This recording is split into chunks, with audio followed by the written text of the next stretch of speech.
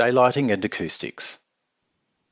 Daylighting is being used more and more in office buildings as a preference over artificial lighting for health reasons and also for sustainable building design.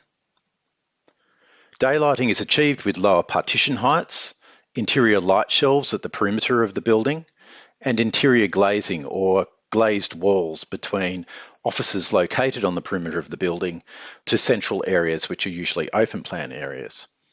The problem with lower partition heights and workstation heights is that they lose the acoustic barrier effect, which effectively blocks the line of sight between occupants in open plan offices.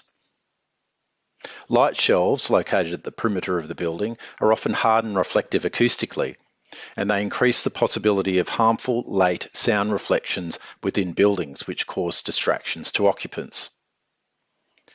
For private offices and meeting rooms, the use of glazed walls, they allow daylight penetration but have lower acoustic performance than conventional plasterboard partitions.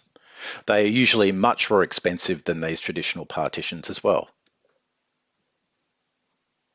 Here's a case study of a call centre in a university where they had traditional opaque workstation partitions between talkers on telephones. As you can see, it's a very small area of glazing. It's quite a narrow room and quite a deep room. And so not much daylight was getting into the building with these opaque partitions or workstation partitions between speakers. So a solution was to replace the top of these partitions with glazed elements. So they still maintained the acoustic barrier effect of blocking the direct line of sight between occupants and speakers on their telephones, but it allowed a lot more daylight penetration into the office area. Solutions to facilitating daylighting in offices include, as I just showed you there, using glazed workstation partition heads. You can also use transparent or translucent solid wall partition elements, which provide higher levels of sound insulation and acoustic privacy and facilitate daylight penetration. This is often achieved through double glazed units. Internal fixtures that provide reverberance control and facilitate daylight penetration can also be included. And these examples include suspended light fittings, which incorporate acoustic absorptive materials, which control reverberance and prevent late reflections of sound, but also have a very shiny and reflective surface finish to allow reflections of daylight into offices. Here's an example of a light shelf that has acoustically absorptive properties.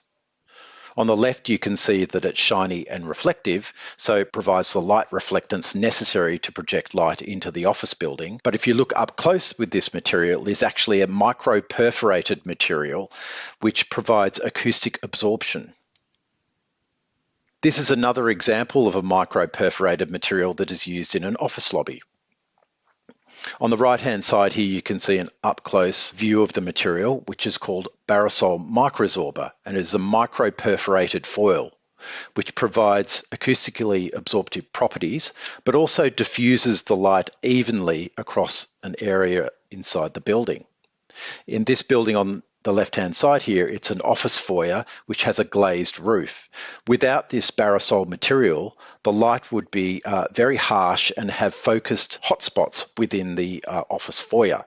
So by putting in the Barosol translucent material that's micro-perforated, it diffuses the light evenly across the office space.